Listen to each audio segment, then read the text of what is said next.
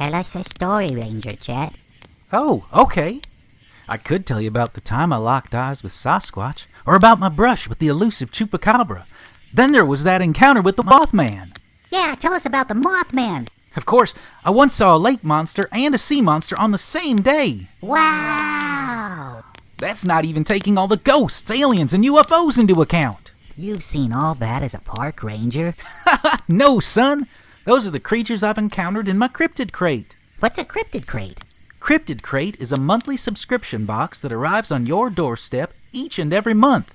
It's filled with various cryptozoology and paranormal themed items such as t-shirts, hats, art, media, and other collectibles. I want a cryptid crate. Yeah, I want one too. You can get yours by visiting www.cryptidcrate.com. Sign up is quick and easy, and shipping is always free. I can't wait to get my Cryptid Crate, but for now, how about that story?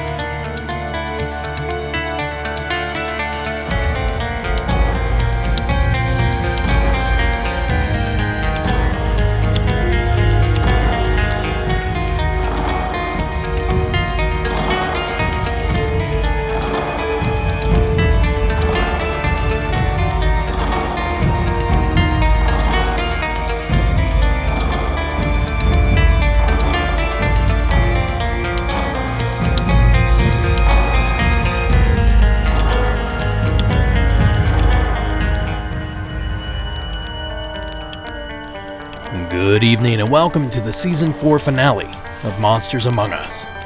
I am your guide, Derek Hayes. Well, we made it.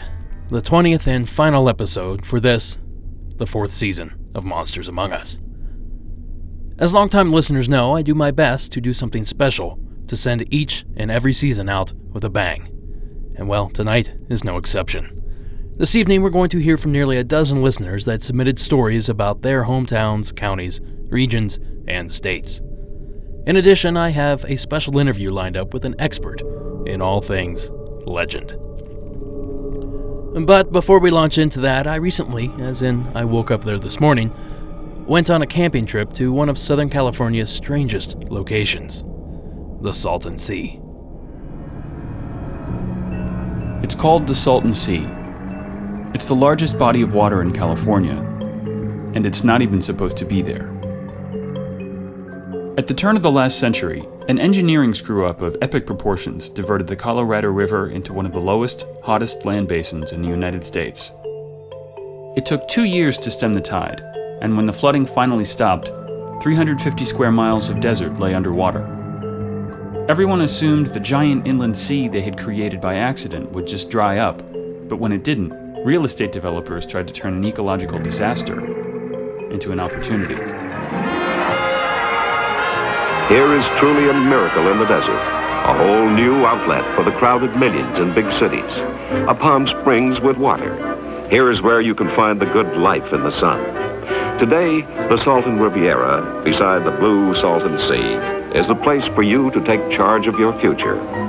You can come as you are, no reservations required. Enjoy life at the Riviera.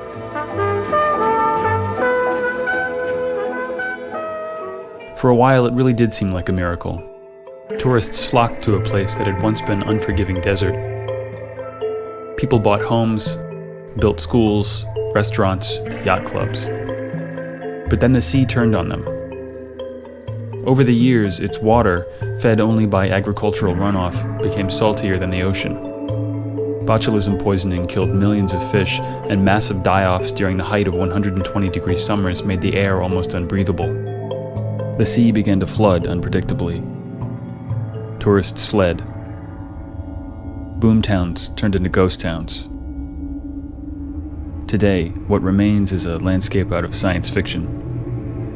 Gridded streets, every one of them named, still waiting for neighborhoods that never arrived. Beaches made not of shell or sand, but of the pulverized skeletons of uncountable millions of fish. houses half tumbled into toxic-looking pits. That clip was taken from YouTube user Rans Riggs. Sure, the Salton Sea story is full of mistakes, tragedy, and decaying beauty, but it's also home to another legend, a centuries-old nautical mystery that I attempted to solve on my most recent trip. Apparently, the arid, windswept dunes of the Mojave hide a secret from centuries ago, a treasure of untold wealth.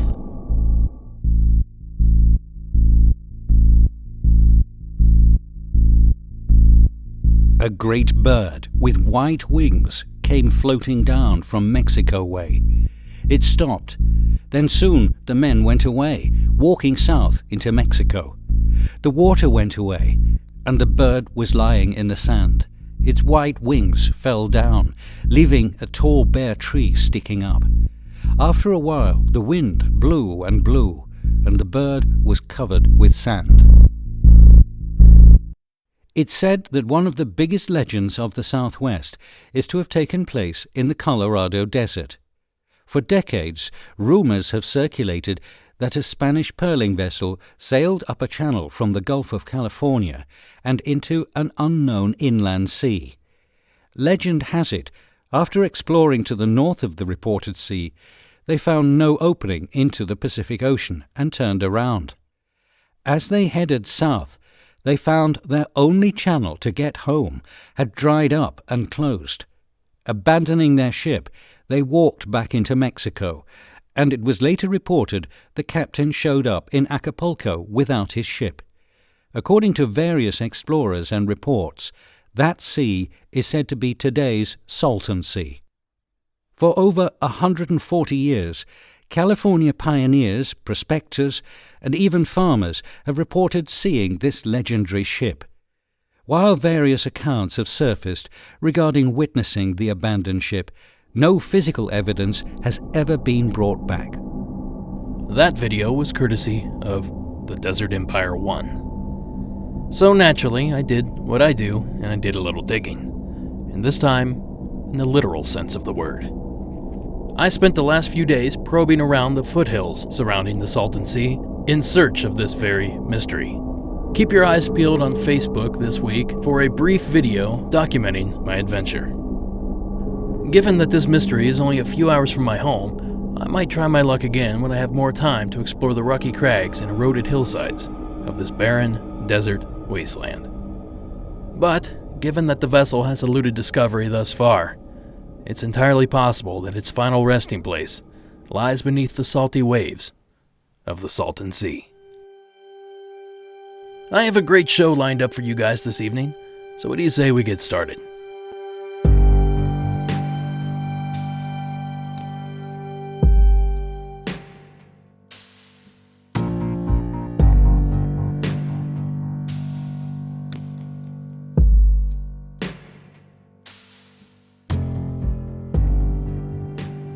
Before we go any further, I'd like to welcome my guest for part of this journey.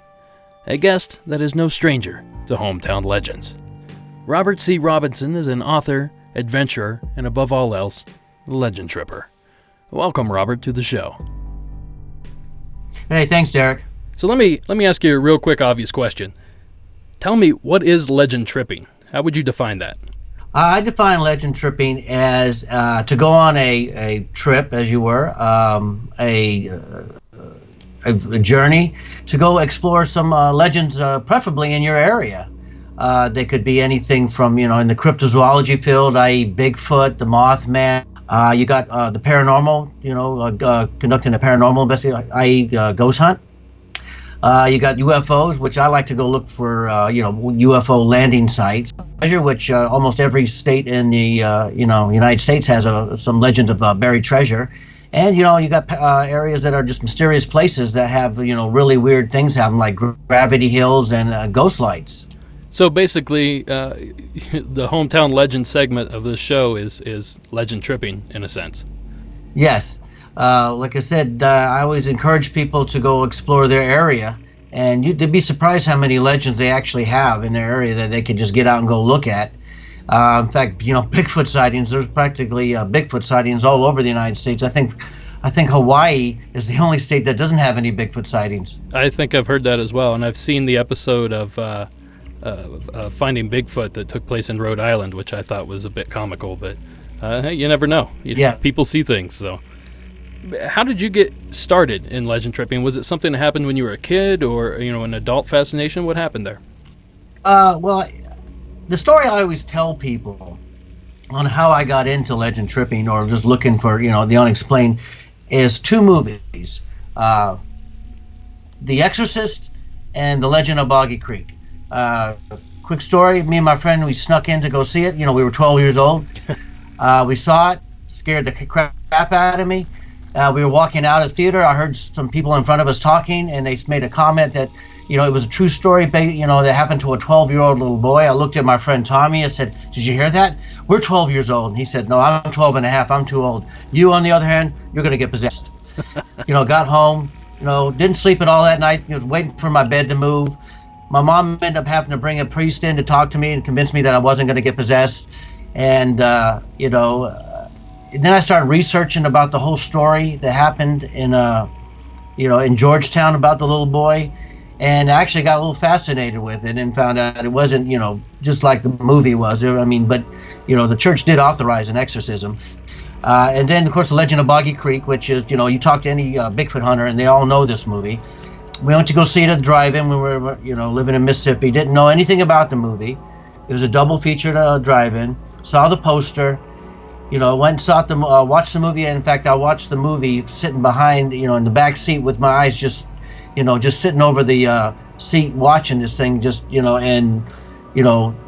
terrified that, thinking, there really is a boogeyman. Then my uncle was telling me stories. My mom told me stories about the Loch Ness Monster. She's from Edinburgh, Scotland. Mm-hmm. And then I started finding books on the subject, and I stopped being scared, and I just got fascinated with it. And I've been, ever since. That TV show In Search Of, further fueled my interest in it. We visited a museum in Gatlinburg, Tennessee, that's no longer there, called World of the Unexplained. Again, just got me going. And as far as, using the term legend tripper, what happened was I was pretty much into the cryptozoology scene, going out looking for Bigfoot and, any other legends that are, in the cryptozoology field, like the Mothman and Jersey Devil. But my wife was into the paranormal. So I would go with her on ghost hunts, and she would come with me on Bigfoot hunts. She didn't want to be called a Bigfoot hunter. I didn't want to be called a ghost hunter. But we heard the term legend tripping, and we started looking into it, and we said, you know what, that kind of fits our bill. Because we go look for all kinds of legends. If I hear about something, ghost trains or gravity hills or ghost lights and UFO stuff, not necessarily Bigfoot or paranormal, I'd like to go, we go look into that stuff.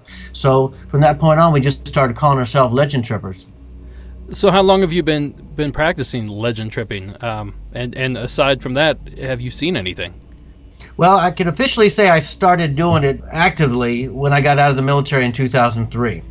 Okay. And I started, I retired here in Florida, and then I started going on Bigfoot hunts. And then my wife hooked up with some ghost hunters and stuff. I've had an interest in it, like I said, since I was a kid.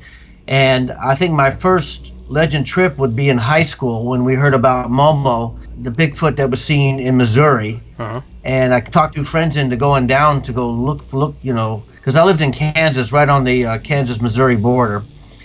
But we didn't really prepare or really think this whole thing out. We got that, end up getting down there. Didn't really take any supplies with us. Didn't really have any money to go stay in a hotel. And of course, when I ended up talking to people around it, didn't really get a whole lot of cooperation from people down in the town. So, my friends were kind of a little upset at me, dragging them all the way down to this town and nothing. Somebody did show us where it happened, where the thing was seen by this river. But I did realize then, you can't legend tripping can't be just a whim. You're going to have to, make some preparations and get some stuff, pack some stuff and prepare when you go do this stuff. But of course, then right after that, I went in the military, and of course, the Army kind of takes all your time up. It doesn't really give you time to go. But I still, I watch shows. I kept my reading up on the subject. So, when I got out in 2003, I told myself and, my wife, I said, I am definitely going to start getting into this stuff. You mentioned prepared, a list of items and stuff, and that's something you touch on heavily in the book. For each, you kind of break it down into aquatic cryptids like Bigfoot, ghosts, UFOs, and even treasure, which I thought was really interesting. But in each one, you seem to offer a packing list or a list of do's and don'ts. Is that come from your military background, or is that just something that's common sense? Well, I mean, quick answer, it should be common sense, but yes, it definitely comes from my military background. Because, whenever we got deployed, if you didn't pack it and you got sent, you were out. You were out of luck. You didn't have it. So, and when I got out, I teamed up with the BRFO, Matt Moneymaker, and I went out on some of his trips. And I noticed a lot of people weren't bringing the stuff they needed to bring out there. Some people decided they were going to, well, I've seen this survival show. I'm going to do what they do in these survival shows. And next thing you know it, they're freezing their butts off. And you got to go out and go get them a sleeping bag and, a tent. So I always try to stress in that, don't try to go do the survival thing. I myself, and I even say it in my book, I'm not a survival expert. I've never been in a survival situation. And I attribute that to the fact that I always plan everything out. And the fact that I do usually take my family out with me. Not so much now, they've all kind of grown up and they've left the nest, so to speak. But I always like to make sure I had everything when I get out there. And there's nothing worse than having to stop what you're doing and then go back and get something. Yeah. A lot of these investigations, I assume, put you in places that help isn't right around the corner. If you're looking for Bigfoot and you find yourself somewhere in the Cascades and there's trouble, you better be prepared. So, I like that part of the book where you kind of preached that you should be prepared for anything, because ultimately it may be a stumble or a fall that breaks a leg or a foot or arm or something like that, and without that list you're in trouble. So I like that aspect of the book. Well, like I said, I like to be prepared. I mean, I remember one incident we were out with, and I always call these kids, these guys we were with, I call them, surfer dudes, because, they had that, dude attitude. And I was watching them, and they grabbed all these logs, and they were, and they took out a big lighter, and I was watching them, and I said, "What are you guys doing?" He said, "Dude, we're starting a fire, man." And I said, "Oh, okay." And I watched them, and like, "Man, we can't get a fire." And I said, "I can show you guys how to do this." They go, "Yeah, dude, could you show us?" So, I had to move the logs. I said, "Let's get some twigs and all this stuff, and get some little, and then we'll build the fire up, and then you can use the logs." And they were sitting there watching, taking the whole real good attitude about them. They weren't, being rude or anything about it. Sure. And sure. next thing I know, we fire, and just one of them looks at me and said, "Dude, you're like a fire god, man." And I always laugh when I hear, remember him saying that to me. It always looks easy on TV, doesn't it? Oh, it does. And I've always told people, if you're ever going to go try to take some two sticks and rub them together, I'd get out and try it before you do that.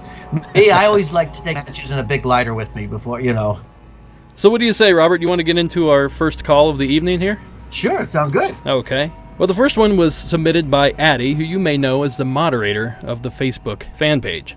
This is Addie's story from Wyoming.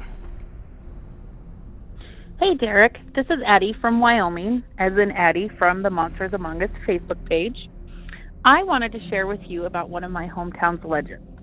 Now, as many people know, Wyoming is a very landlocked state. However, I live along the North Platte River, and the North Platte River is known for a ghostly barge that shows up in the springtime. It materializes out of fog, and if you were unlucky enough to view it, you will see a icy crew standing around a body. When the crew parts, you will see the body on the floor of the boat, and it will be a loved one, and that is supposed to predict the death of the loved one. Now, I have never witnessed this terrifying boat. However, the first sighting was in 1862 by an unlucky man who saw it, and when the crew parted, it happened to be his girlfriend on the boat. I also have researched that there's been sightings as far as 110 miles away from where I live. Anyways, I just wanted to share a hometown legend. Keep up the great work, and thank you so much for this amazing podcast. Thank you, Addie, for that submission. So, Robert, have you ever heard of this story?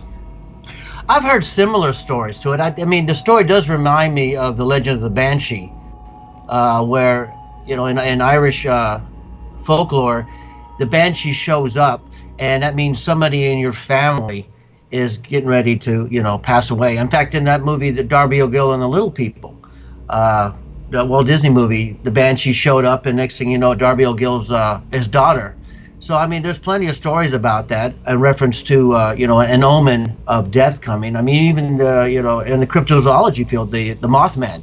Mm-hmm. Supposedly, the story goes that it was seen, and next thing you know, I think it was the Silver Bridge collapsed, and a number of people died. And now they have said that the Mothman is a premonition or an omen for a disaster or somebody dying. And that seems to be what people in Chicago are waiting for right now.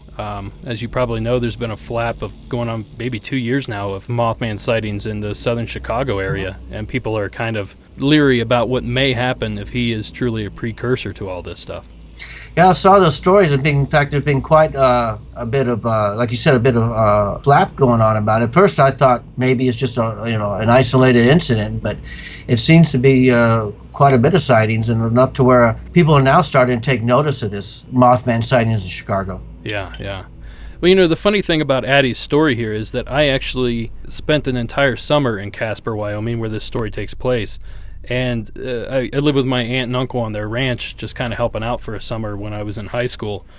And that was one of the first stories I heard when I got there, was the legend of this ghost ship. So I'm actually familiar with this story, and obviously I had never seen it, and I don't know anyone that ever has. And in the little bit of research I did, it seemed the last time it was seen was, I believe, 1902. So it may not be the most frequent, 1903, I just checked my notes here. It may not be the most frequent, urban legend or legendary specter, I guess, but it's definitely really interesting. And like you said, it does kind of fall in line with the Banshee or Mothman or other precursors of doom or death. Well, believe it or not, there is supposedly a ghost ship seen on Loch Ness as well. Oh, really? Yeah. When I was a kid, we visited, like I told you, my mom's from Edinburgh, Scotland, and one time on one of our little jaunts, we went up to Loch Ness. We didn't get to stay up there all day, unfortunately, but I do remember hearing a story that I heard some people talking about. The guy was saying that, yeah, we also have a ghost ship that's seen, and I guess it's seen on a certain time frame, and I don't remember the time frame when it was seen, but it's seen at night. It kind of glows, and it's seen going across the loch. That's really interesting. Is there a time period of where the ship might have came from? I believe it's in the the 1700 ship, about the 1700s, if I'm not mistaken. Again, I have to look that one up. I just assume that lake has been used for a long time. I mean, the first report of the monster come back from the 1100s, I want to say, something like that. It was a clergyman, I believe. Mm-hmm. The sightings go way back for this cryptid. Very interesting. Okay, well, what do you say we launch into our next one here? We're just going to do rapid fire. The next call comes to us from John in Rhode Island. Hey, Mr. Derek Hayes, how are you? This is John calling from very cold Rhode Island. This is in reference to your local Legends upcoming finale. So there's a couple things about Rhode Island that are interesting and that I wanted to share with you. One of them, Rhode Island is second only to Eastern Europe in vampire folklore.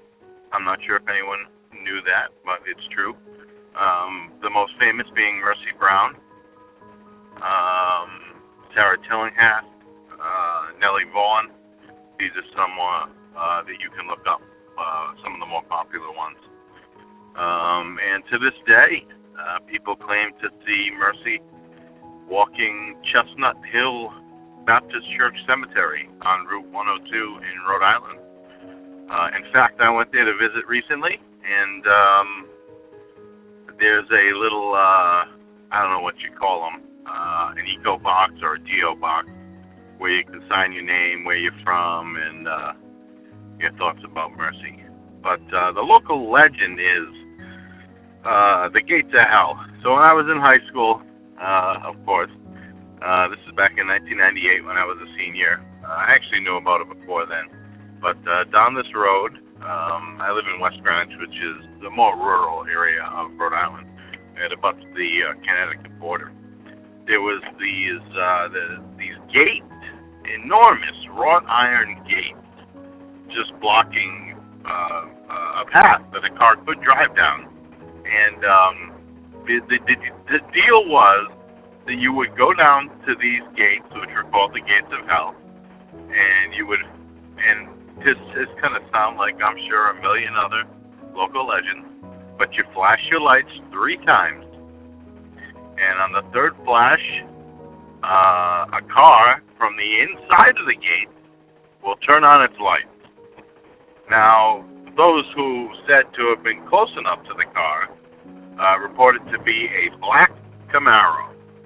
Not sure of the year on that one, but I'm just going to go ahead and assume it's the SS version. But anyway, the deal is you got to back out of there, and you got to outrun this Camaro to a bridge. There is a bridge further down Plain Meeting House Road.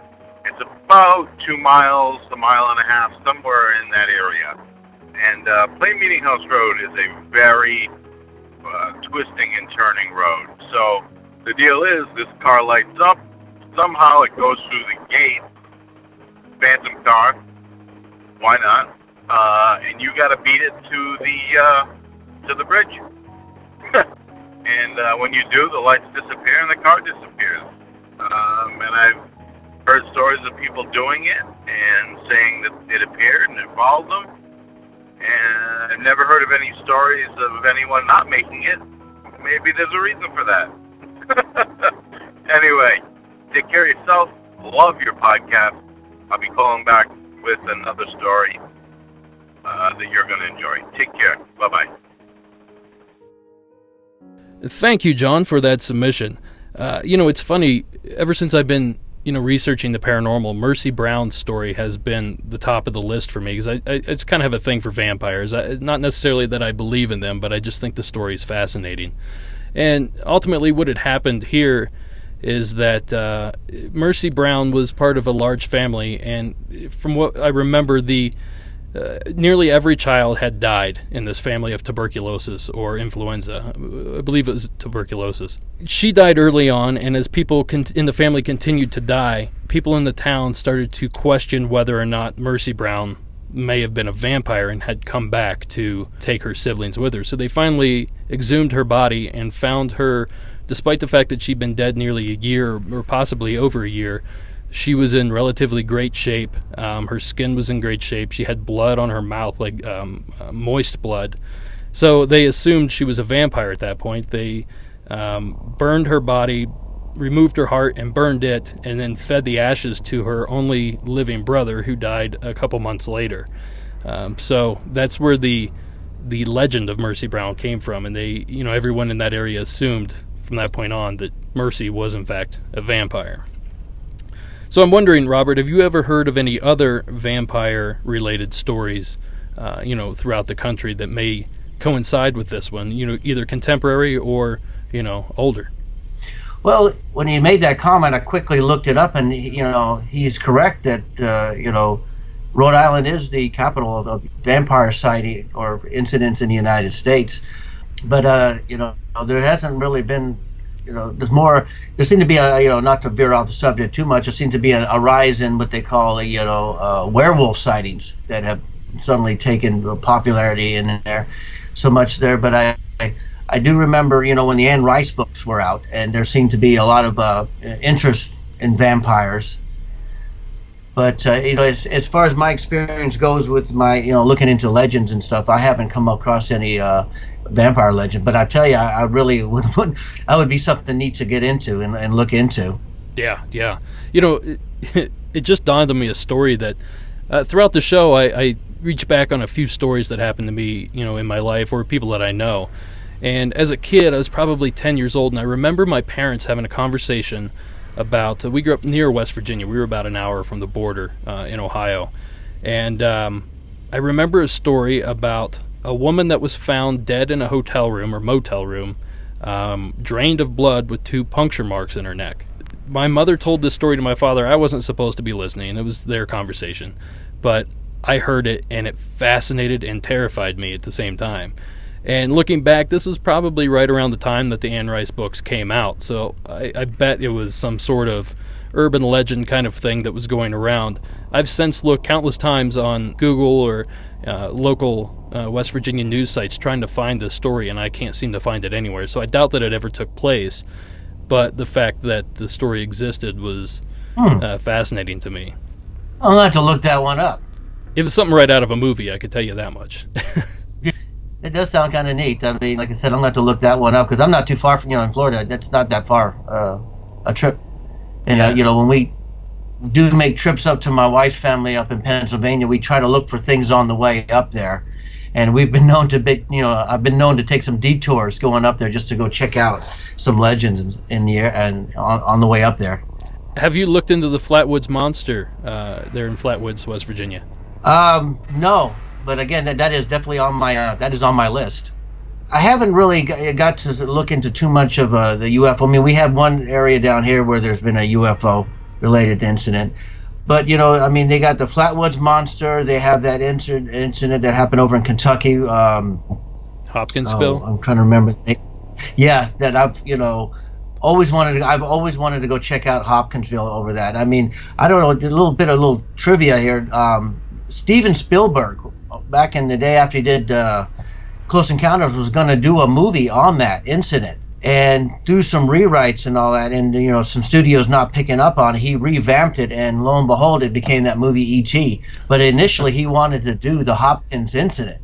That would have been a great... I mean, I love E.T. That was the first movie I saw in the theaters, but, the Hopkinsville story would be awesome to see on film, especially done by Steven Spielberg. Oh, yeah. I mean, who knows? Maybe one of these days they'll do it. Because I tell you, that to me is one of the, one of the neatest UFO legends out there. I completely agree, and maybe I'll play a little video at the end of this episode to kind of touch on Hopkinsville, just because I, enjoy the story so much. Before we get started into our last call, though, Robert, I want to ask you a quick question. I was going through your book, and I found a creature that I'd never heard of, which I'm not bragging here, but I was impressed that I hadn't heard of it, especially since it was a North American creature. The Galrow, is that how you pronounce that, out of Arkansas? Oh, the Goro? Oh, Goro. Yeah, that is what, I really enjoyed talking about that one. Because, it is a little, it's not really known, but it was actually featured, in a movie. But the sad part is they never mentioned it in the movie. They just kind of left it to your imagination what was in the hole or the cave. But doing research, I mean, the people down there, definitely know about the story. I also found out that the cave itself is on private property. So I told the wife one of these days we're just going to have to jump in the car and going up there, and I'm just going to have to talk my way into, going over and seeing where this cave's at. Because there are no pictures of this cave on the internet anywhere. And supposedly it's a very popular area to go, explorers like to go into, and I'm really finding it odd that nobody's ever put a picture of this cave out there. It's interesting. Before we get any further on the subject, could you maybe do a brief description of what the Galrow, is that what you said, how you pronounced it? The Goro? Goro, yes. The Goro is stories of it, in fact, they go back into Native American lore, that there's a large lizard-type creature that lives in a cave down in Arkansas near the town of Self, S-E-L-F, Arkansas. And the name of the cave is the Devil's Hole. And the story goes, the owner, or the property owner of his son had lost his dog. And the son had thought that the dog may have gone into the cave and fallen down, because apparently when you go in the cave, it actually takes a dip and goes down into a hole. And I guess the owner didn't want anybody going in there, especially his son. So the son comes and tells the dad, hey, I think, I thought our dog fell in a hole. Well, they had also been hearing noises coming out of this cave. So anyway, the owner decides to go in there. And at first he puts there's a couple variations of the story. One that he ties a tire and sets it down, and he feels something tugging on it, he pulls it up, and there's no, and the tire's all shredded up. And there's another version where he himself, the owner, or which he's called a farmer, goes down and he has some town people help him lower him into the into the hole inside the cave, and they hear some hissing and growling, and then they hear the man screaming. They pull him back up, and the man's hair is completely white, and he has gone insane. And to this day, they couldn't figure out what it was that scared him the way, or what it was down there. So nobody else went down there to this day. But they said that, there's something down there that makes noises now. This was back in the early 1800s that this happened. But there's, numerous places in Arkansas folklore where you can read about this legend. And what was the creature described as looking like? The creature is described as looking like a lizard, a large lizard-type creature that basically is on all fours, and it has two huge tusks coming out each side, and that, of course, that it's carnivorous, and it eats, the Native Americans said they would eat, it eats people, and, it waits for you to come into the cave, and then it waits for you to get to a certain point, and it jumps out and grabs you and eats you. That sounds unfortunate. Well, I thought it was really interesting that I'd never heard of it, and I believe there's an illustration in the book of the creature itself, and that was what first caught my eye. I'm like, okay, well, what's this thing? So it was really interesting. I was glad that you included that.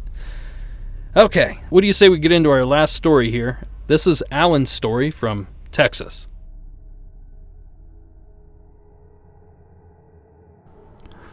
This is for the Hometown Legends. My name's Alan. I live in Central Texas, and this is about a creature of some kind that lives in a place called Autine Swamp. It's just known as the Thing in Autine Swamp. Although to the people in that area, you don't have to say the Thing in Autine Swamp. All you have to do is say the Thing, and they know what you're talking about. The best written account of this thing is in a book called Ghost Stories of Texas by Ed Sayers, which is now out of print, but if you look around you might still be able to find some used copies here and there. It's a great book, and although the title is Ghost Stories of Texas, it has some other things in it besides just ghost stories, such as a part about the thing in Autine Swamp. Now, it seems that if you look on the internet for information about the thing, you'll often find it associated with Bigfoot sightings, because that seems to be the easiest place to put it. But a lot of the people in the area, if you ask them, which is exactly what I did the first time I heard about it, I said, "Oh, is this supposed to be like a Bigfoot or something?" They said, "No, it's not Bigfoot. It's something else." Now, Mr. Sayers interviewed some people who lived in that area. There was one man especially who had done a lot of hunting in the swamp with hounds. It's not uncommon even now, but back then in the 60s and 70s, people would hunt raccoons with their hounds, and sometimes they would hunt coyotes also. Anyway, this hunter that he was talking to said that he had heard it sometimes. It had a cry that was something between a human and an animal, and it didn't sound like any other animal or person he'd ever heard. And that occasionally he had run into it or thought he did, but when they shined the light where something should have been, there was nothing there but just darkness. So it's supposed that it might possibly be invisible, or able to make itself invisible, or that it's just so dark that it's impossible to see in the swamp. There's never been any reports of eyes reflecting light as you would normally expect with an animal, or a person for that matter. It's also supposed to be able to move extremely quickly, which it almost sounds like sometimes it may be teleporting, or just shooting through the swamp really fast, faster than anybody should be able to go, because of the sounds that it leaves behind, as it's breaking brush, moving through the swamp, or the cries that it gives as it's running away. And it supposedly leaves tracks behind that look something like a small human handprint. except that the back, where you would expect the heel to be, tapers to a very sharp point instead of having a broad back like a human hand or foot would. Various sightings of it, people have said it could be anywhere from 4 feet tall to 8 feet tall, and it seems to be fairly hostile. There's reports of it banging around and shaking people's trailer houses, and there's also like a lover's lane area where occasionally it will come up behind someone's car and grab the bumper and start shaking it. There's one story of one time a couple of hunters were hunting at night with their dogs, and they got on the trail of something, took off through the swamp, and they usually a raccoon will go up a tree fairly quickly to get away from the dogs, but whatever this thing was that they were trailing, it didn't go up a tree like a raccoon would. It took off through the swamp, and they eventually caught up with their dogs and grabbed one of them, got it in the back of the truck, and they were trying to call the other dog in, and when all of a sudden the dog that they did have in the truck kind of panicked and started howling and making high-pitched cries like it was in distress. It was afraid of something, and then suddenly something just reared up behind their truck. They just described it as big and gray, and they jumped in their truck and got out of there. Presumably they got the other dog later on the next day or something. I don't know for sure. And some people have reported seeing something that walked on 2 feet. But like I said before, it has varying size, from short child size up to giant, bigger than a normal human. Some people have said it had dark shaggy hair, others said it had gray shaggy hair, and then some, like the hunters at night, have said they couldn't see anything at all because it was just too dark. There's also reports of it throwing rocks at people. So it seems to be fairly hostile toward the humans that it encounters. And if you put together all the different reports of appearances that people have talked about, the tiny footprints, the varying sizes, the speed that it moves, it doesn't really add up to a Bigfoot sighting. It's something else, and that's why it's always just been called the Thing. Now, if you wanted to go and look for this thing yourself, you could go there. It's the swamp lies mostly within a state park. It's called Palmetto State Park. So you could go there and camp out and walk the trails, see some nice scenery and some unusual vegetation, and maybe you might even see a little glimpse of the Thing. Just make sure you don't leave the trail, because you never can tell what you're going to run into out there in the swamp. Thank you, Alan, for submitting that story. That's one I haven't heard of as well. Robert, have you heard of the Thing from Ateen Swamp? I have, but it is, like he said, for some reason, it is tied into Bigfoot. I mean, if you do look it up anywhere on the internet, so for some reason, you'll find it when you look for Bigfoot. I know he said he makes a comment that it is not a Bigfoot, but, be honest with you, I don't know what else it is. It doesn't, the description of it does seem to go in that direction, even though I guess he said the tracks look nothing like that. But again, you got the Honey Island swamp monster down in Louisiana that its tracks look nothing like a Bigfoot. So, maybe we're dealing with the same kind of animal that's down in Honey Island.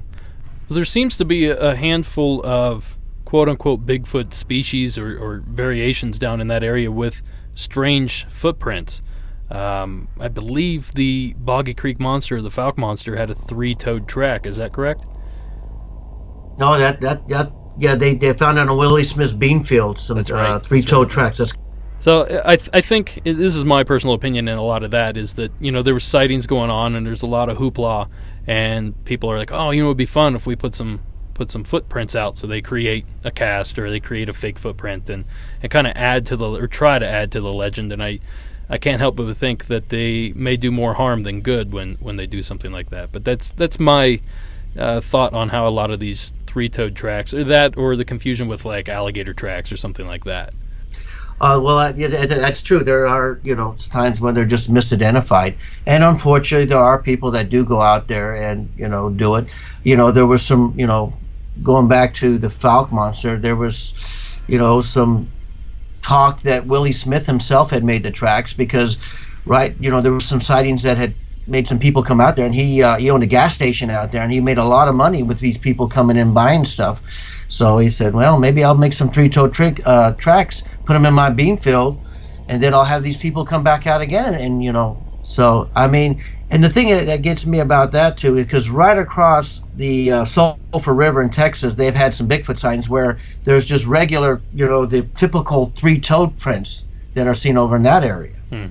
Well, the track that Alan described in his call seemed to me to resemble I believe it's the hind foot of the alligator that has the pointed heel to it. Yes. If I'm remembering correctly here. It seemed like perhaps that's what he was just seeing, and I realize it's not interesting to have false identification of a footprint or something like that, but I feel like a lot of times these stories build around something like that, when it starts off as something explainable that people just don't recognize or elaborate on. Sometimes the story gets out of control.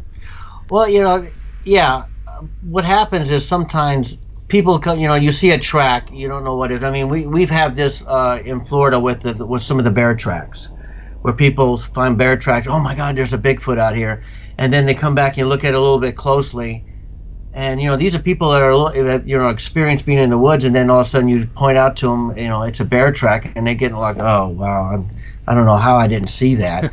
Yeah. And sometimes some people just don't want to admit they made a mistake. I mean, I'm not going to lie. Texas is a target-rich environment when it comes to Bigfoot sightings, and there are some Bigfoot sightings in that area that he is talking about. I mean, Bigfoot sightings versus the thing. I mean, when I looked that up, I mean, there's a whole web page dedicated to the thing. Yeah, I think I saw that as well. So, I mean, I thought that was some really. In fact, I'm going to do some more reading on it, because I've been honest with you, I've only pretty much known about Bigfoot, and when it comes to that part of the of Texas going into Arkansas and stuff like that, But I tell you that I definitely want to do some more reading on that. I'm gonna probably hit up my friend Lyle Blackburn, who's done extensive research on the Falk monster and Bigfoot in that area, and see what he can tell me about the thing, because he's quite knowledgeable, probably more than anybody I know in that area. Yeah, I feel like if anybody knows anything about this, it's probably Lyle. Definitely. One more thing to touch on this thing was when I was doing research, it seemed that most of the first-hand encounters, the sightings of the creature, quote unquote, weren't necessarily of a creature. It was a lot of, there was the sound, and then there was a dark mass with no eye shine and no discernible features. It's basically a black lump, almost not unlike a shadow being, it almost seemed like. Do you feel like there could be any, how do I word this without sounding tinfoil hatty? Is it possible that maybe this is some sort of entity rather than a biological creature? Well, I mean, if you're going to keep an open mind, which I do, yes. Doesn't necessarily, I mean, like you said, it isn't necessarily a Bigfoot. It could be something else out there. There are stories where people do see masses out there, and where there is no tracks been found. So I mean, this isn't I say an isolated incident. There are stories around where people have seen these things, and I mean, and for all I know, we may be looking extraterrestrial as well. I mean, I know that's taking a leap in a different direction, but there has been sightings of Bigfoot type creatures or large masses right after UFO sightings. Yeah. One of the ladies who started doing some serious Bigfoot research down here in Florida, Ramona Scott Hibner, she passed away back in the 80s, but unfortunately she was very, one of the ladies that really started the research down here in Florida. on when she just used to call her Yeti, but she knows there was a lot of correlation between UFO sightings and Bigfoot sightings. She said at first she wanted to just sweep it under the carpet and pretend, but she knows they kept coming up. So, is it possible? Absolutely. Well, that's definitely something you hear a lot, and it seems like it comes from non-Bigfoot rich areas. Like the first thing that comes to mind is Chestnut Ridge in Pennsylvania. I realize there's a lot of sightings in Ohio, Pennsylvania, that area, but when you say Sasquatch or Bigfoot to me, I think southern Florida, I think Oregon, BC, California, Washington, those areas, not necessarily Pennsylvania and Ohio. So I don't mean to insult anyone that's researching there, but the point being that it seems like a lot of these UFO/Bigfoot sightings come from these states with that are lesser known for activity. I wonder if there's a correlation there, or if I'm just reaching, but it is something that I did notice. Well, when I initially started doing the Bigfoot sightings, and I was looking into some Ramona Clark's stuff, and she brought up that in one of her articles, and I started looking, and it's all like over in Arizona. There's been some UFO sightings, and then there's been a large bipedal thing seen right after it. So I mean, not necessarily Ohio and Pennsylvania. You got the West Virginia got the ghost lights, and there's been UFO sightings, and there's been Bigfoot sight or large creature sightings in that area too, or the Brown Mountain lights, I should say. Those are in North Carolina, is that right? Oh, what did I say? Did I say Virginia? I'm sorry. Yeah, that's up in northern North Carolina. In fact, when we and my wife went up to the Mothman Festival, I, detoured over there, and lo and behold, the lights came out. We got to see them, and I thought that was I was actually kind of happy, because I had drugged my wife all the way to the top of this mountain in the middle of the night, and and I kept thinking, if I take her up here and there's nothing happening, she's going to be really upset at me, because it was really cold out. And we got up there, and we found there's a lookout place up there where you can go, and sure enough, the lights came out. And we had two gentlemen show up later on, and one of them had seen the lights when he was a kid, and he was just saying, yeah, that's them right there. And we started talking. He started telling me about some of the Bigfoot legends that he had heard of when he'd grown up in there, and of course that the UFO sightings were really it was like a hotbed of UFO sightings in that area. It's funny you bring up the Brown Mountain lights, because my next question to close this out was, I'm fascinated with these natural light phenomenon, a ghost light, a lot of people call them. Even to the point where in college I investigated the Elmore lights. That was a motorcycle rider that wrecked, lost his head, and has now come back as a ghost light. I never did see it, but I did on several occasions try to pin that down. What do you think these things are? And what is your favorite ghost light? I know there's several, the Paulding light in Brown Mountain, and there's the one in Arkansas that's escaping me right now. Well, it's a funny story. When I was, again, in high school getting into this, and, and again, it's the same two friends I took to look for Momo. I said, hey, I heard that there's, over in this state park in Kansas, there's a place where these you can see these lights on this area where there used to be a railroad track, and supposedly it's a headless conductor out looking for his head. So we went out there, and we waited and didn't see anything, and lo and behold, a light coming down the path where the railroad tracks used to be. And we're watching and my friends yell out, hey, we just let you know we got guns out here, if you're trying to play a joke on us. So we hear nothing, so we start backing over to the car, and lo and behold, the light, when it comes out, the path came out to a big, huge field, and that's where our car was. Anyway, the light veers off the path and starts coming toward our car. And my friend again says, hey, I don't know what you're doing, but you better stop, because we got guns. And we're we're starting to get scared now, because thinking, oh my God, there really is a ghost out here, and it's going to, the legend is it's out looking for a new head to replace the one that was missing. And we're sitting there getting a little scared. My friend's, Phil's trying to find his car keys to open up his car. And then out of the blue, we hear this, you guys better not have any guns. This is state property.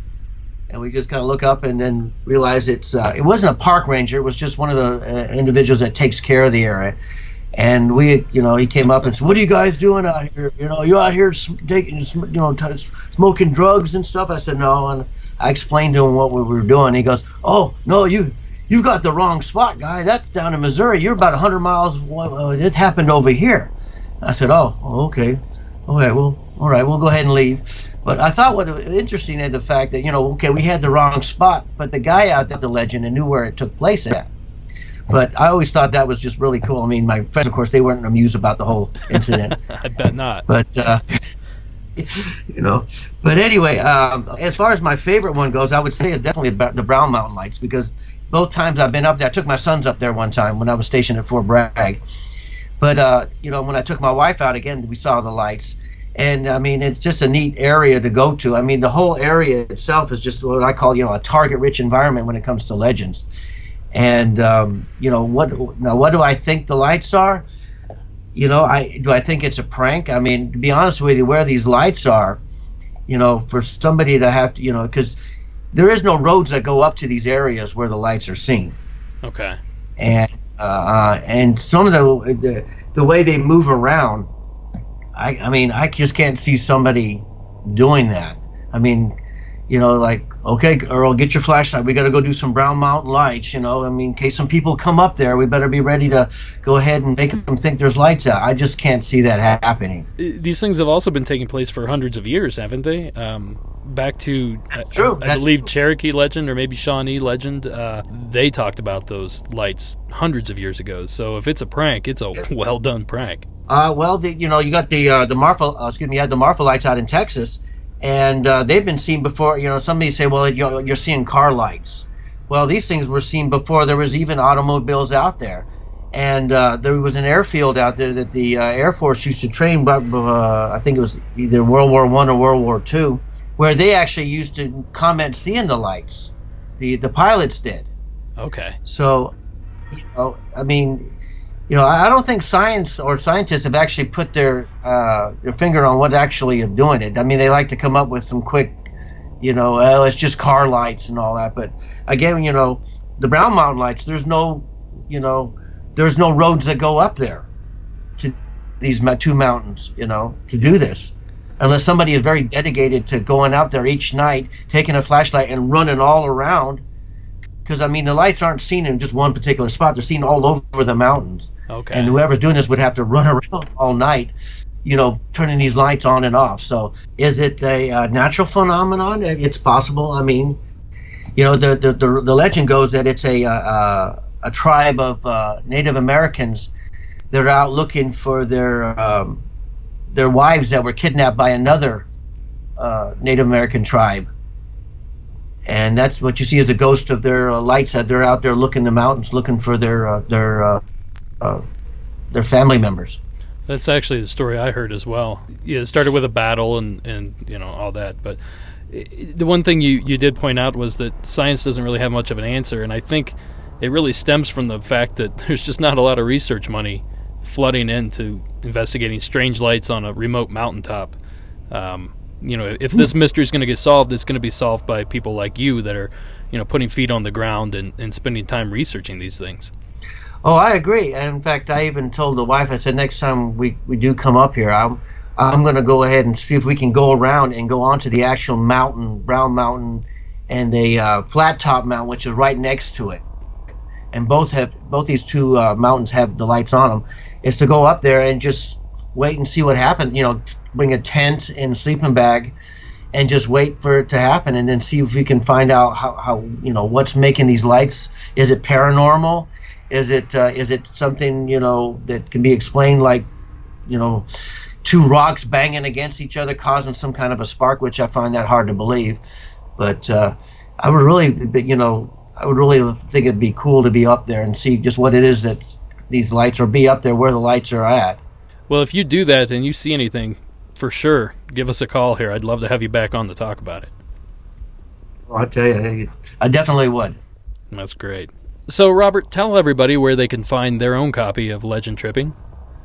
Well, my book, Legend Tripping: The Ultimate Adventure, is published by Adventures Unlimited Press, which you go onto that site. And they also publish a magazine called World Explorers Magazine, which I've written some articles for. But it can be found on Amazon. And, if you're lucky enough to come to one of these conferences, and I am, you can go, I'll go ahead and sign a copy. I did have it recently in the cryptid crate, which I thought that was awesome having in it. Of course, my hand was still sore from signing all those copies. You did sign a lot of copies for that, didn't you? Oh, I tell you, my wife sitting there laughed at me the whole time about that one. She said, "I've never seen you sign so many books in your life." But you know what? It was great. I mean, I enjoyed doing that. But you can get it on Amazon, and you can get it at my publisher. I haven't seen it in any bookstores yet. I do know that if you go on Walmart and Target website, they do sell it on their sites as well. And where would people find you on Twitter, Facebook, and all that normal social media stuff? Well, I am on Facebook, Robert Robinson Legend Tripper, as well as just my regular Facebook page. I also have a blog, Legend Trippers of America, which I get in, I try to keep that update as much as possible, especially when I'm doing radio shows or doing conferences and stuff. I got a conference coming up at the end of February down in Fort Myers, a UFO paranormal conference, which I'm real excited about doing. All right, Robert. Well, I really appreciate you taking the time to come on and talk shop with us. We're definitely going to have you come back on when I'm a little more seasoned with this interview thing, but we're figuring it out as we go along here. Hey, thanks, Derek. I'd like to thank Robert again for taking time to come on and share his experiences with us. I highly encourage you to pick up his book, or better yet, pick up one of the leftover December cryptid crates that features his work. It's a must-have for anyone that's interested in tracking down any of these legends. Well, the fun does not stop there. I have several more hometown legends to share with you, so let's keep it going. Our next call was submitted anonymously and spans tales from 2 separate continents.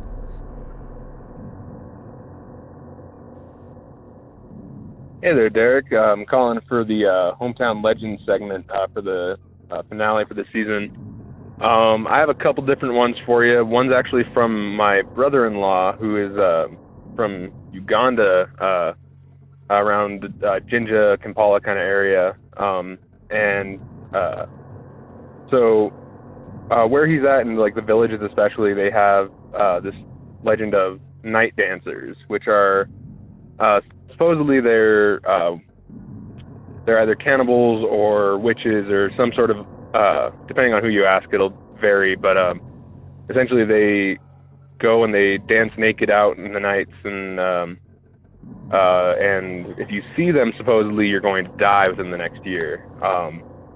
And my brother-in-law says that he's seen a few of them, and he's still kicking. So, I mean, not too much there on the credibility, but so I mean, it probably is just a ritualistic thing. But I just thought it was interesting. Again, just these people who are supposed to be, in some theories, cannibals, who are dancing and performing rituals in the middle of the night in these small villages. The other story I have is from around my area, and it's one that's fairly common in the Southwest and Mexico, and it's a story of La Llorona, which is it's the crying woman, and supposedly it's a woman who, again, it'll depend on who you ask, it's folklore, who had drowned her children in a river, and after that she died, and she goes up and down the rivers trying to find her lost children, and supposedly, if a kid wanders too late at night around ditches or a river, then there's a chance that they'll hear La Llorona and she'll come and take them out, take them and bring them into the water and try to use them as a replacement for her children. This one, I mean, it's probably, it's pretty obvious to see that it's one of the warning stories that you tell kids to kind of keep them from going out in the middle of the night, but or going too close to the ditches, because I know where I'm at, we have our arroyos, and and when we get rain, they can go from dry as dirt to flooded within seconds, and so So having something to kind of keep kids away from it. I mean, even if it is a made up story, it's something that's interesting at least. Those are the hometown legends that I've got for you. And I tried looking up more stuff on the night dancers, but it just came up with clubs. So like I say, in Uganda they have that, and then the Southwest we have La Llorona. All right, thank you. Bye. Thank you, caller. I found that the La Llorona story has to be a classic in terms of hometown legends.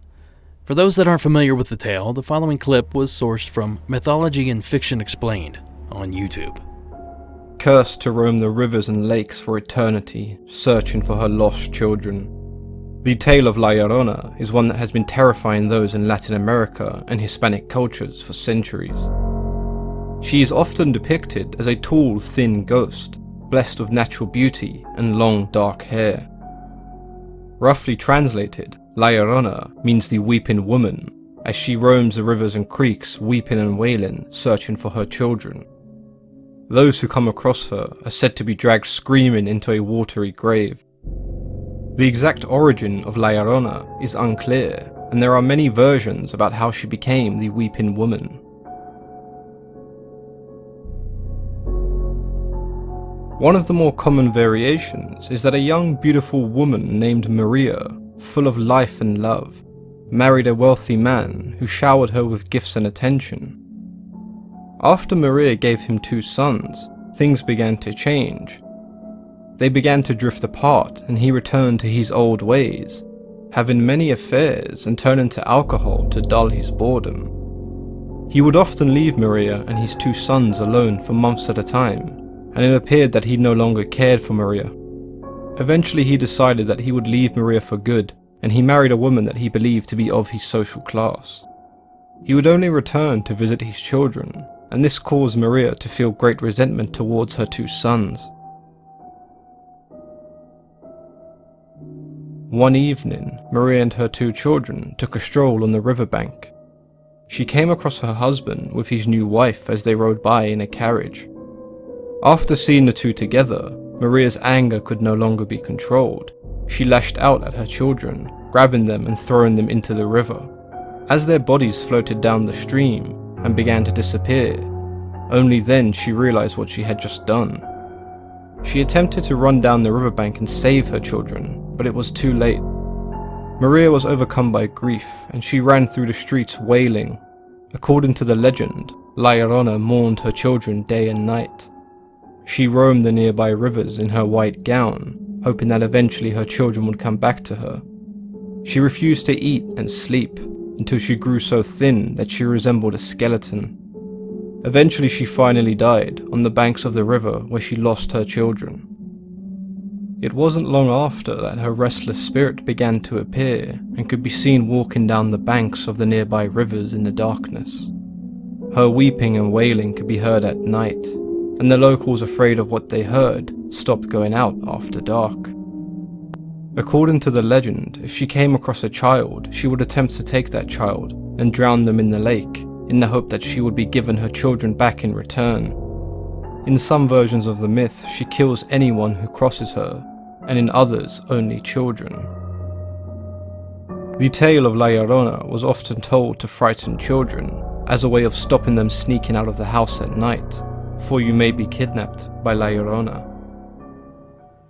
I'll tell you what, cautionary tales abound in that story. Thank you again, caller, for submitting that information.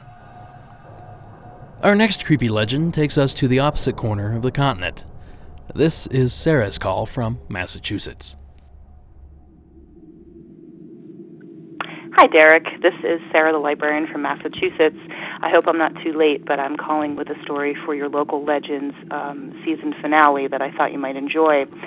There's a local story from up here, from Stratford, Connecticut, about this house that used to be on a street, funny enough, called Elm Street.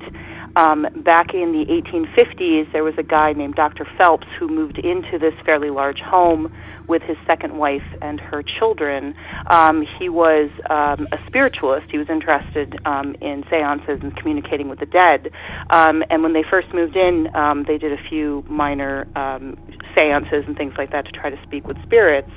So the story goes, on March 10th of 1850, the family came back from morning church to find that the door of the house was open, and when they went inside the house, they found it in shambles. There was stuff thrown all over the place, furniture was overturned. It looked like somebody had ransacked the place. But when they actually went through everything, they discovered that nothing had been taken, which was very strange because there was some very obviously valuable things that had been thrown about the room, expensive silverware and some jewelry and some other things. So they were very confused at what had happened. The family went back to church later that afternoon, but Dr. Phelps decided to stay behind and hide in the house and see if the person would return. So he kind of hid in a closet, according to the story, with a pistol, and waited for a very long time, and nothing happened. So he decided that, he was wasting his time, and he walked through the house one more time to secure everything. And when he went into the dining room, he found a group of figures all around the dining room table that seemed to be in prayer. And when he looked at them closely, he realized that they were made out of the family's clothes that had been stuffed with rags and other pieces of cloth that they had found around the house. And these figures had definitely not been there the first time that they went around the house after they came back from church the first time. So he was very chilled by this.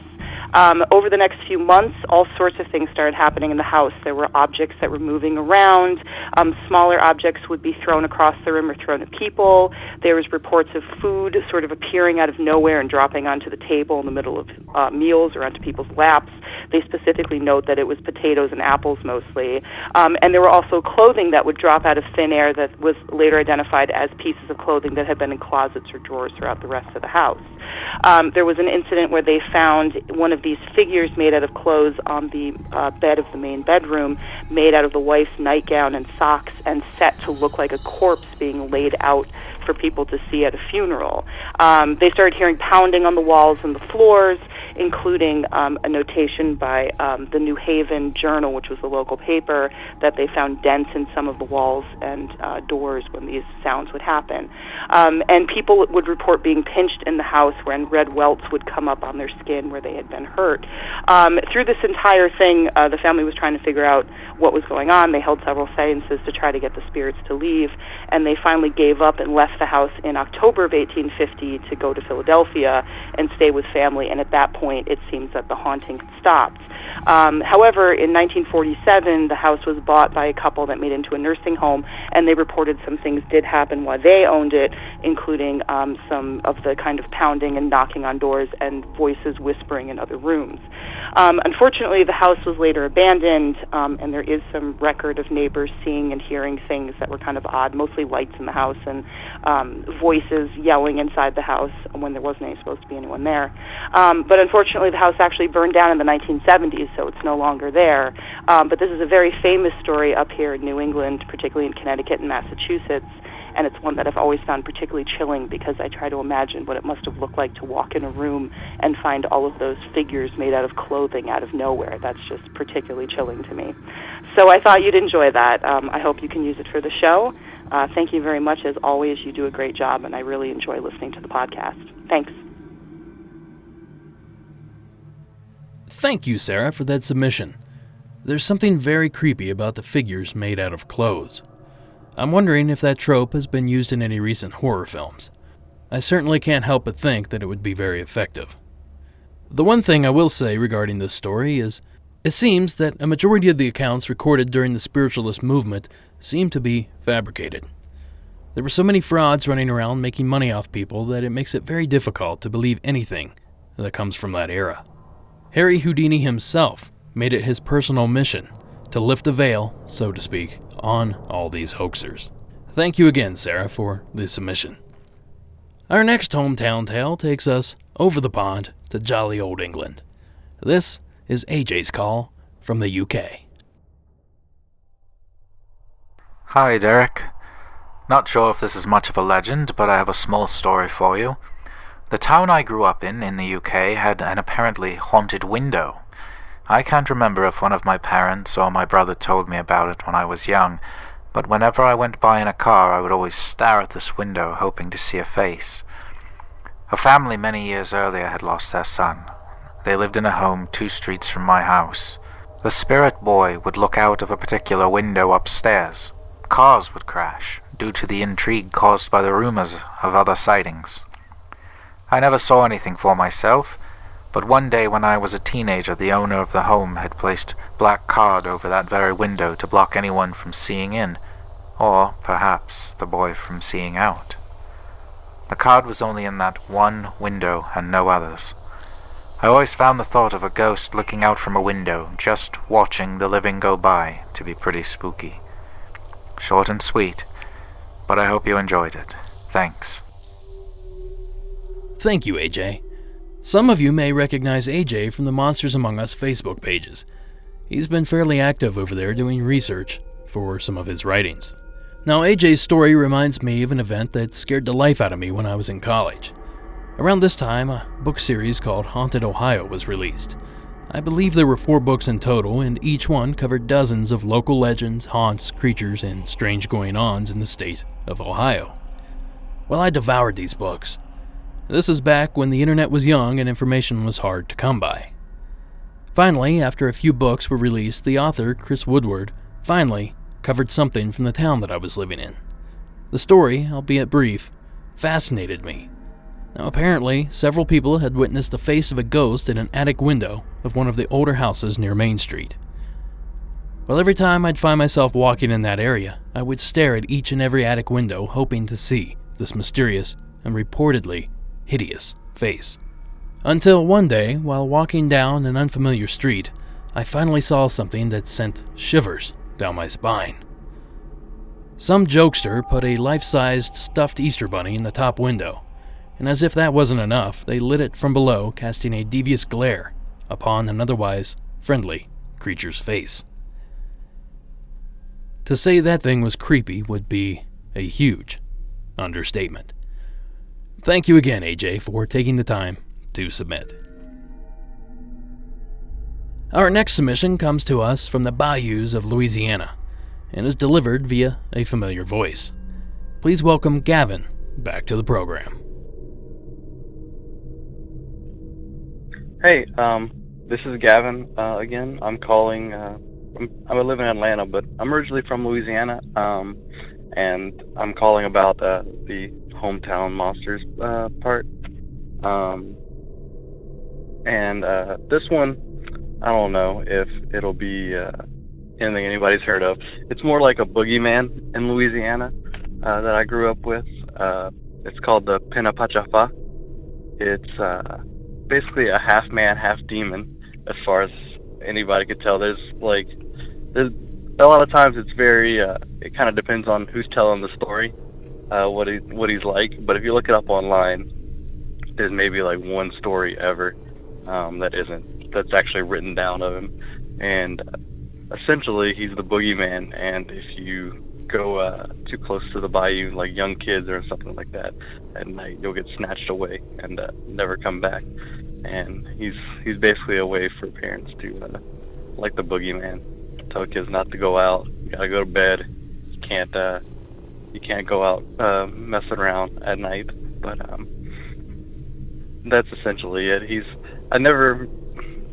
There's not a lot of detail to him. I've tried asking my grandparents and my mom and stuff who have told me the stories of what exactly he is. All I can get is half demon, and from what both people say, he's literally a half demon, like half his body is a human, and the other half is all grotesque and like scarred up, and he walks with a big limp, and he's got a cane.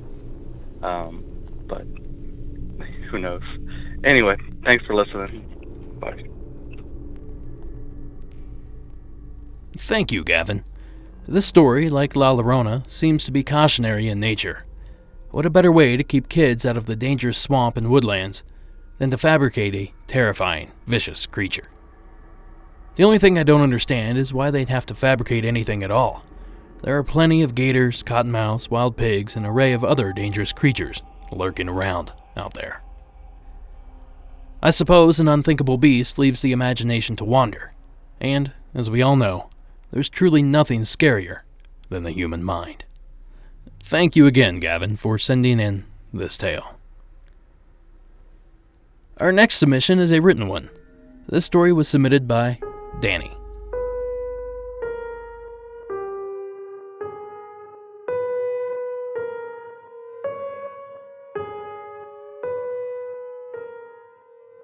Hey Derek, I've been wanting to submit something for a while, but I have only one story.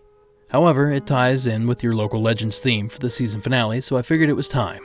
So hopefully this works. A couple years ago, I was driving from my family reunion in Canada to my home in Pocatello, Idaho. I had been driving all night, so I will admit that I was tired. And tired brains make you see weird things.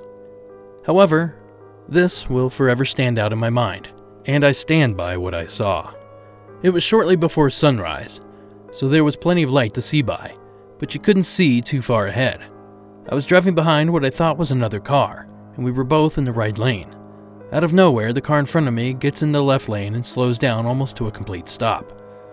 As I passed it on the right side, it transformed right in front of my eyes. I was going maybe 80 miles an hour, so I only saw it for a brief second. But I swear I saw that thing go from a black car-shaped thing to a black, huge, person-shaped thing.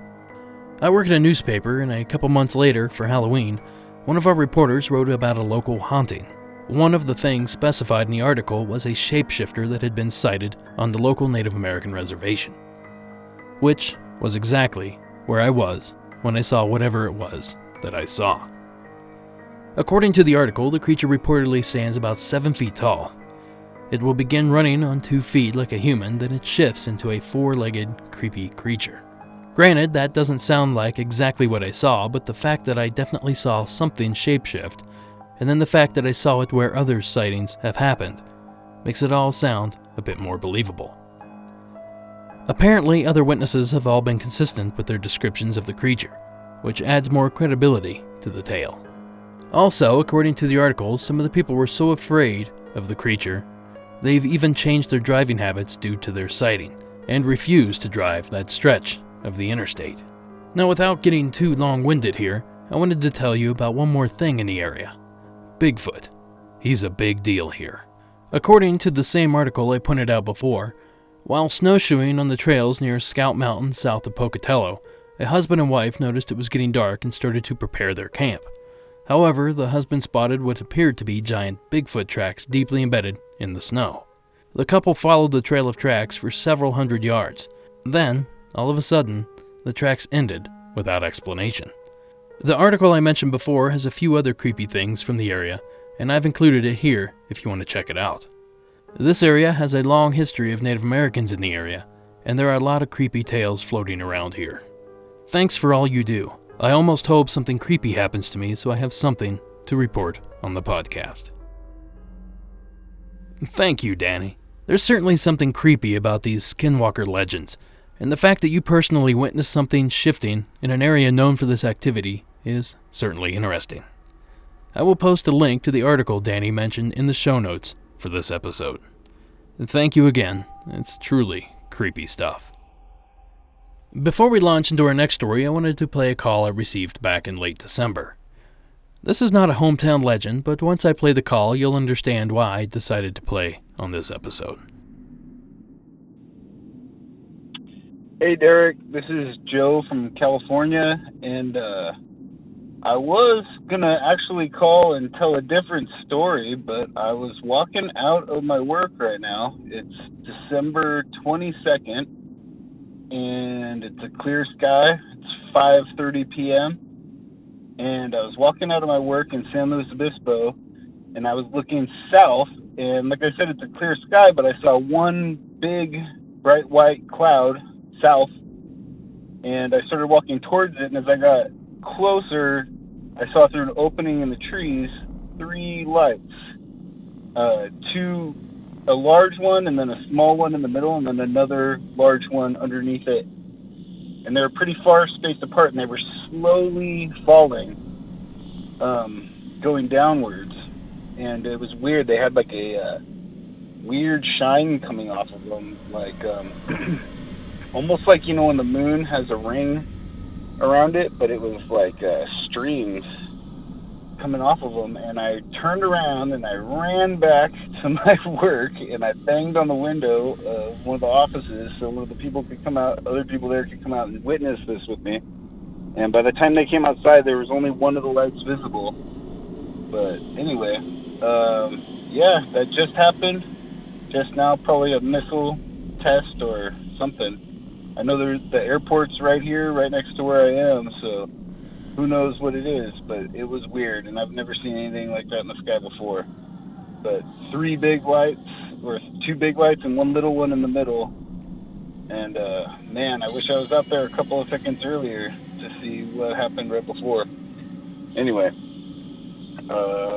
keep up the good work. Bye. First off, thank you, Joe, for the submission. Secondly, if you haven't figured it out yet, Joe was referring to the SpaceX launch from Vandenberg Air Force Base that took place back in late December. I was actually attending a dinner party when that launch took place. Suddenly, several people burst in through the door with pictures and video of the event. Sadly, I was only able to witness the tail end of it. However, it was fairly obvious in their pictures that what they were seeing was a launch of some sort. I only know this because of another launch that took place a few years back that looked very similar. So I decided to play this for 2 reasons. 1, Joe took the time to share what he was seeing as it was happening, and I respect that. 2, it's just as important to focus on things that we've later identified as it is to discuss things that are unknown. At least now, when we see something like this again, we will have a decent idea of what's going on. A paranormal learning experience, if you will. Thank you again, Joe, for calling in. I thought your call was great and that you handled yourself well despite witnessing something so out of the ordinary. Alright, I have a few more stories to share, but before we do, I'm going to blow through all this real fast. Just as I've done over the past 3 seasons, I'll be taking a 2-week break to regroup and recharge before the Season 5 premiere. So look for that to drop on February 2nd. And be sure to tune in to that episode for a huge announcement regarding extra episodes and additional content. I have a goal that I need your help to meet. Currently, I have 254 reviews on the iTunes podcast app. I want to hit 300 before we start Season 5. So if you haven't already, or if you have and don't mind leaving another, please stop by and leave a 5-star rating and a sentence or 2 about why you like the show. Big things are coming, and having a constant flow of reviews helps to make that a reality. For those wondering how to do this, it's simple. Open your podcast app, search for Monsters Among Us, click the show's icon, then click the Reviews tab, then, there in purple letters, it'll say, Write a Review. You should be able to take it from there. Thank you to all those that have, and those that will, leave reviews. Like the show on Instagram, Facebook, and Twitter. Although I'll admit I don't really do much with the Twitter. While you're at it, join the Facebook fan page, a link to which can be found in the show notes for tonight's episode. Addie took that page over about a month ago and she's really turned it around. The interaction there is fun and impressive, so please, take a minute and check it out. If you have a story to share, and I hope you keep them coming because we're going to need them in the next season, you can call the hotline at 1-888-608-NIGHT. That's 1-888-608-6444. Or you can email me at monstersamonguspodcast@gmail.com.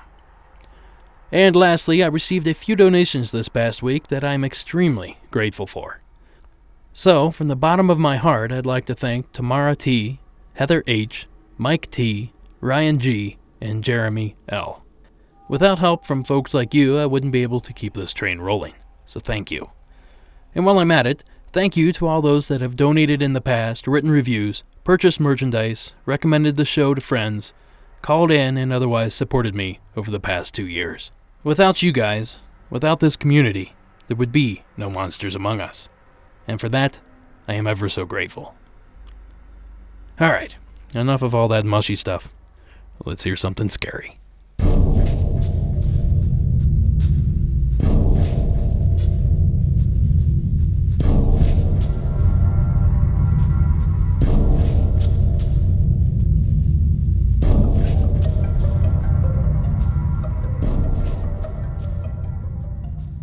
Our next call tells of what might be a portal to the underworld itself.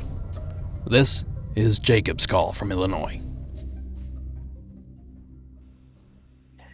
Hey Derek, my name's Jacob. I am from Collinsville, Illinois. It's a southern Illinois city right outside of St. Louis, Missouri, so it's kind of a suburb of St. Louis but across the river.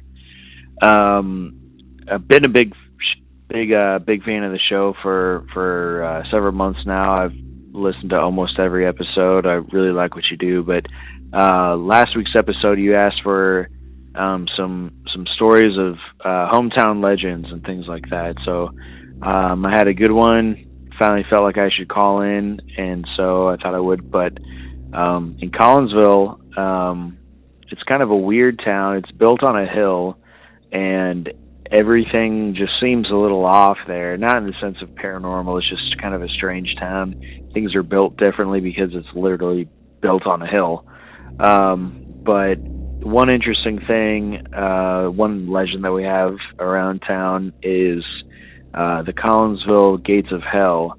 On the outskirts of town, when you head into a different city, that's a neighboring city, one thing that has been a legend for a long time is the Gates of Hell, which are these 7 gates, which are basically bridges or old like railroad bridges that you can drive through.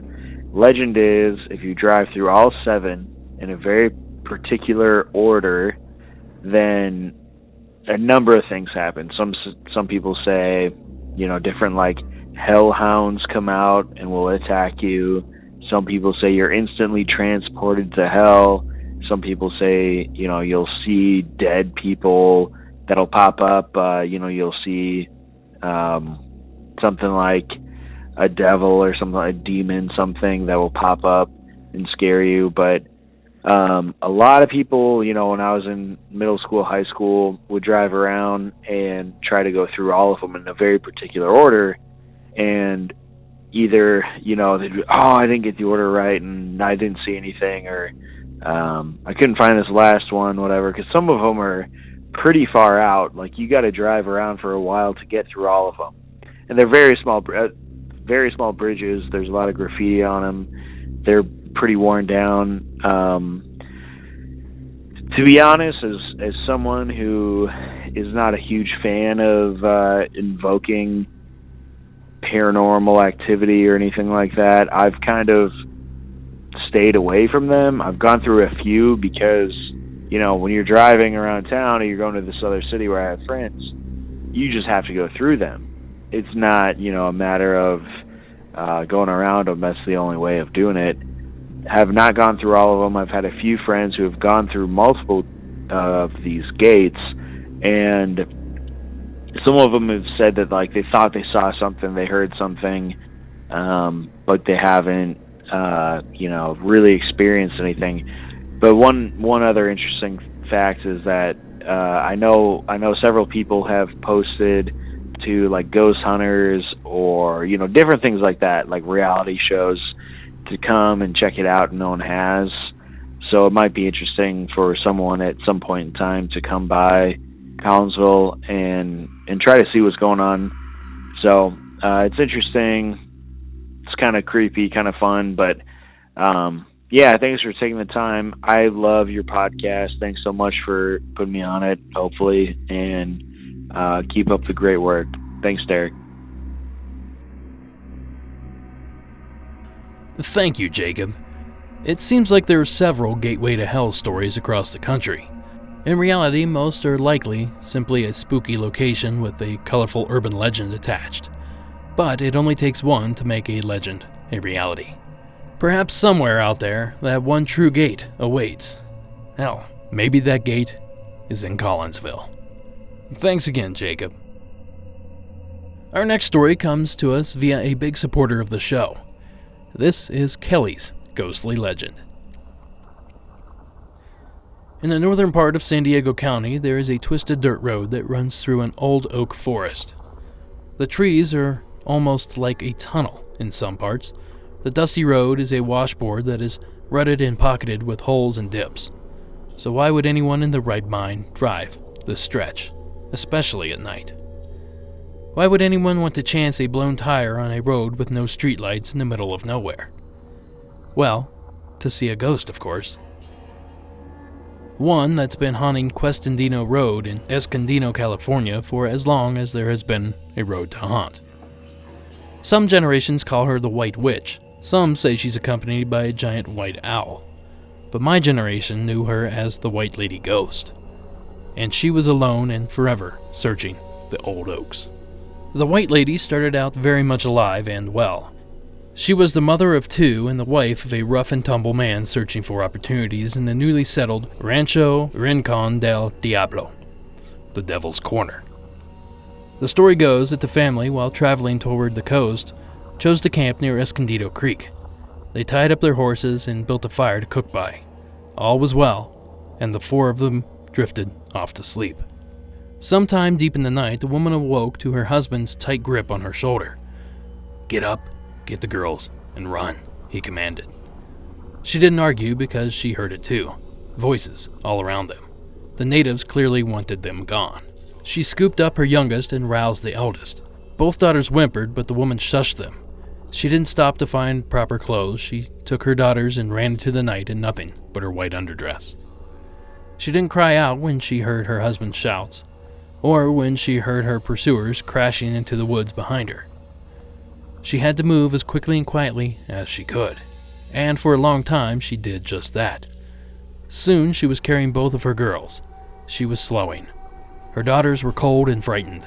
She could hear the natives far behind, calling out in their strange language to one another. She ran until her nightdress was in tatters and her legs shook with the effort to keep her upright under the weight of her children.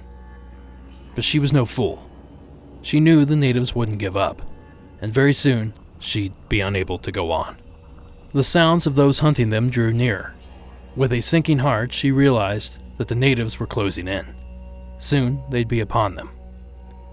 It was in this moment of despair that she saw the huge and gnarled oak tree with its massive trunk split, with a cave-like hole at its base. This was her only hope. She came to a halt beneath the tree. Sinking to her knees, she let her children down. The woman took her eldest daughter's sounders in her hands and, looking into her eyes, said, "I love you. I know that you are a big girl and you can take care of your little sister." She pointed to the oak and said, "You will hide inside this tree and I'll be back after I've led the bad people away. You mustn't make a sound and you must be sure that your sister doesn't either. I will be back, I promise. Stay here and stay quiet until I return." The woman kissed them both goodbye, hoping against all hope that this would work. The girls huddled into the hollow tree, and their mother moved away again silently. Far from her children's hiding place, the woman began to crash through the trees. She cried out in pain and fear. She did all she could to attract the attention of her haunters, and it worked. Soon, they were all around her. They had her. And all her weeping and begging did not persuade them to be merciful. The woman's last thought, as she died, was of her promise to return to her girls, who were cold and afraid, huddled in a hollow of a tree. Her heart broke, and her soul fractured. To this day, the White Lady still wanders the woods looking for that tree where her daughters wait silently for her to return. So if you happen to be strolling among the oaks, and you see a woman all in white, don't be afraid. She means you no harm. She only wants to keep her promise and to find her girls before the bad men do. Thank you, Kelly. I'm not too far from this area, so I think this is something I should look into. I can't help but notice the similarities to the La Llorona stories, but deep down, I think a lot of these legends, especially the cautionary tales, share a lot of the same elements. There is just one question. If no one survived the attack, how did the story get out? Thanks again, Kelly, for sharing your story. Next up is a little representation for the Northwest. This is an anonymous call submitted from the state of Oregon. Hey, Derek. You mentioned that you were looking for some hometown legends for the finale, and apparently the area that I live in Independence, Oregon, is rife with them. First place that I found with a legend is here in town. It's the Pink House Cafe and Tea Room, where I've actually been. And they say that there is the apparition of a young girl who is seen and heard throughout the cafe. And they say that she'll materialize during tea parties, and that she's not harmful and has only been known to rearrange cutlery and hide things. The next place is Western Oregon University. This is actually not too far from where we live. It's just maybe like 5 minutes away. It's technically in Monmouth, Oregon. They say that there's a ghost of a very protective headmistress there, who haunts Todd Hall, the hall which is named for her. When she was there, it was an all-girl dorm, and when she retired, they named the building after her. And her ghost has been seen there, keeping watch over the students, and has appeared as light. So there's that. Another place that I've been, but I have not experienced any hauntings, is the Elsinore Theater right in downtown Salem, about 15 minutes from where I live. They say that their theater is haunted by a boy who was murdered in the men's bathroom, and witnesses have seen blood reflected in the mirror, and the owner's daughter, who fell to her death from the upper balcony, also haunts that area. So that sounds like a good time. There are quite a few more, but the last one that I'm going to mention is Croissant Creek Road. Croissant Creek Road, I might be pronouncing it wrong. They say that there is the ghost of a little girl who is said to chase a ball that rolls into the road on Friday nights, specifically Friday nights. According to local legend, she was killed in this road by a speeding car, and they say that speeders are most likely to see the girl's ghost. They also say that the ghost of a boy will stand along the roadside and wag his finger at speeders when they pass. So I haven't experienced any of these things, but Croissant Creek Road sounds awesome, and we're going to go explore this Friday night. Maybe I'll go slightly over the speed limit. I don't generally speed, but if we experience anything, I'll let you know, and I'll have my first bona fide story for Monsters Among Us. How about that? Alright, man. I hope this helps. Thanks. Thank you for the submission, caller. I can tell you, I've visited that part of the country a few times, and I'll be honest, there's just something magical about it all. The forest, the coast, the legends, and that's not even taking Bigfoot into account. Thank you again, caller, for sharing that information. Very cool. Okay, we've reached the finish line. Our final call of the evening comes to us from our neighbors to the north. This is Jade's call. Hi, Derek. It occurred to me recently that in my last two calls I never gave my name out of nerves, but this time I won't forget. My name's Jay from Montreal, Canada, and I have two stories for your local Legends show. The first one's actually in my hometown, and it's about a haunted house.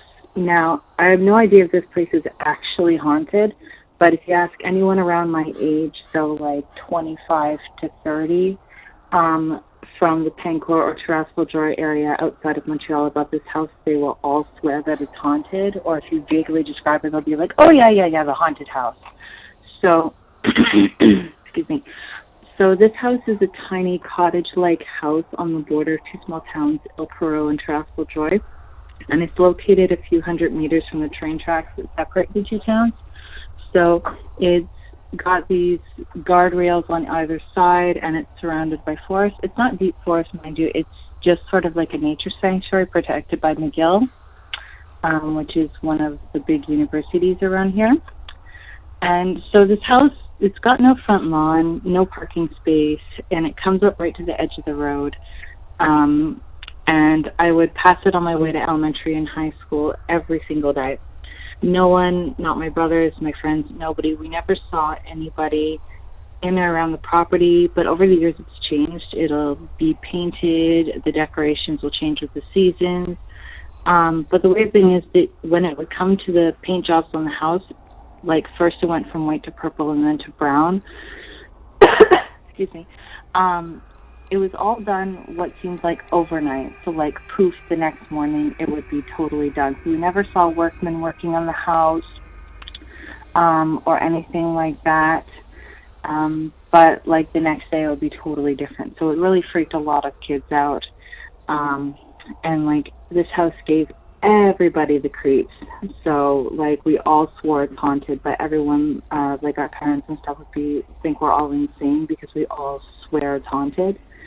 So I don't know of anyone who's ever had the nerve to go and knock on the door, find out if it's actually haunted or if anyone actually lives there. But it's definitely a creepy house.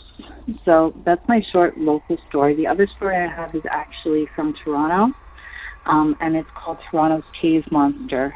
Now, I found this on a website when I was doing research for a novel I'm working on about local Canadian legends, and we've got our fair share up here. The loup-garou in Quebec.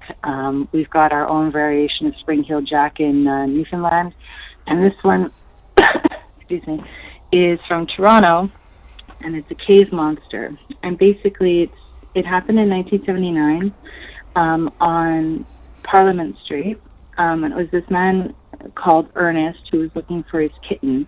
And apparently he went looking, and he went to this kind of like tunnel or cave, and all he heard was like this "leave me alone" kind of voice, and paired with like a pair of red eyes, and he just kind of like took off. So there's kind of like, I couldn't find anything else on this story, so I don't know how true it is or if it's happened to anybody else, but pretty creepy, so I thought I'd share that as well. Anyway, thanks. Love the show. Bye.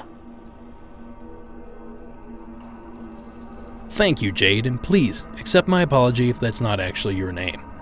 The recording made it very difficult to make out.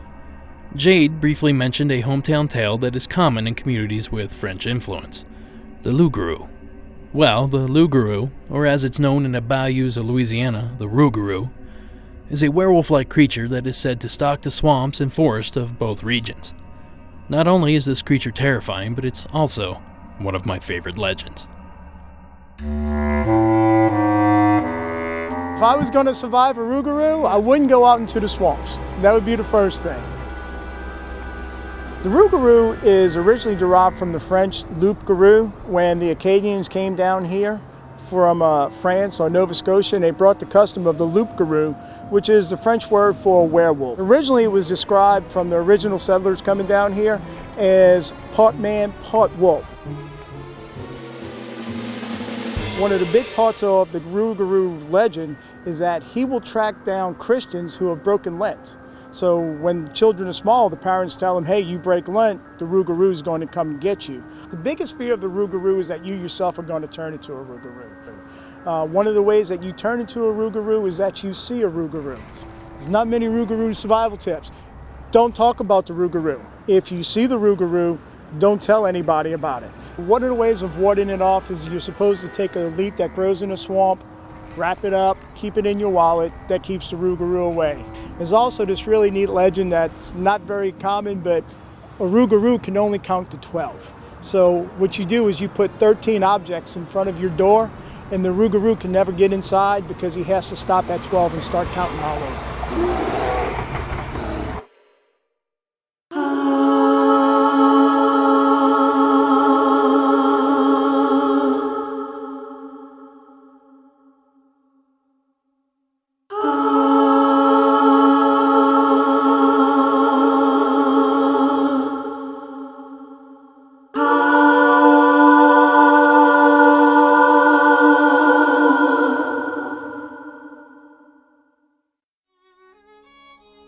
In them old time, before the Frenchmen came to Louisiana, them who lived in this swamp knew to fear the rougarou. Some say they're the work of witches or shamans, twisted and unnatural, half man, half something else. In the darkness, they watch you sleeping, then they take your blood, and you gon' be one of them things too. 101 nights, you gonna roam this swamp, looking for someone to pass that curse on to. But you gon' remember the evil you done to others for the rest of your life.